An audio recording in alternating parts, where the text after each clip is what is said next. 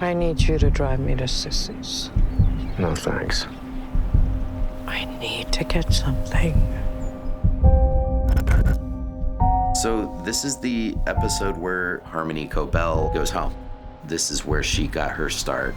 Lumon pulled a lot of natural resources from this place, one of those being the people. I think Cobel is one of several promising people who were sort of co-opted and taken away from this town, and it was left gutted. And so she is, for the first time, going back and seeing what their effect is on the real world and what they leave in their wake.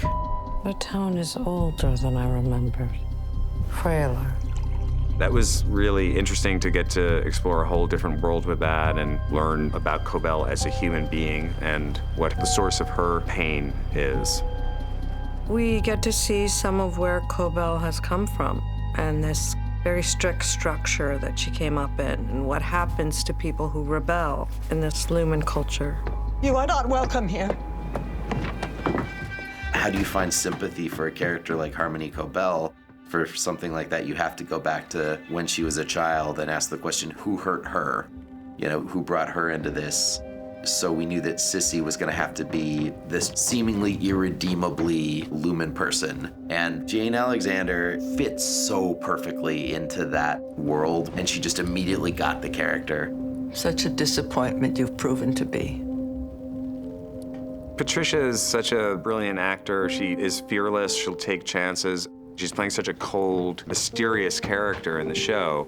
And to see her in a totally different environment when she goes home and her not being in charge and how she's being treated like the little girl that she was by her aunt. You see that vulnerability and you see where the toughness and the hard exterior comes from.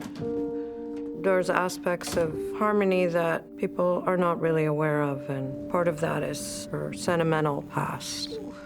I think when you have ideology blending with religion or structure, sometimes you really like that as a kid that grew up in chaos.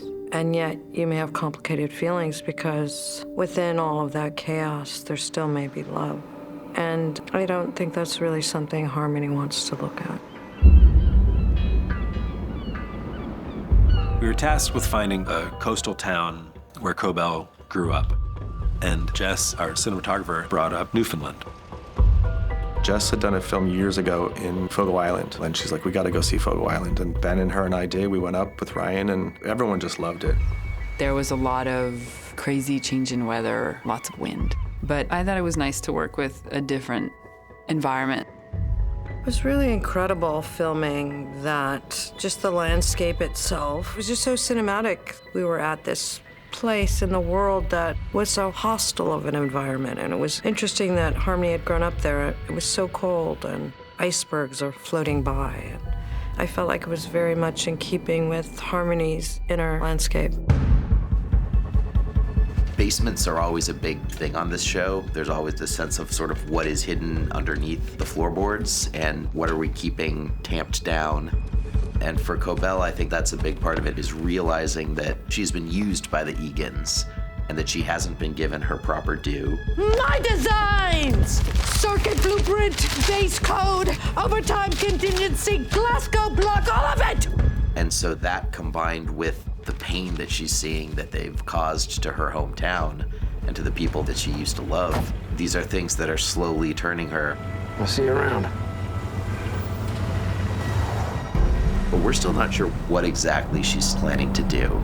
So listen, Mark has been reintegrating? Tell me everything.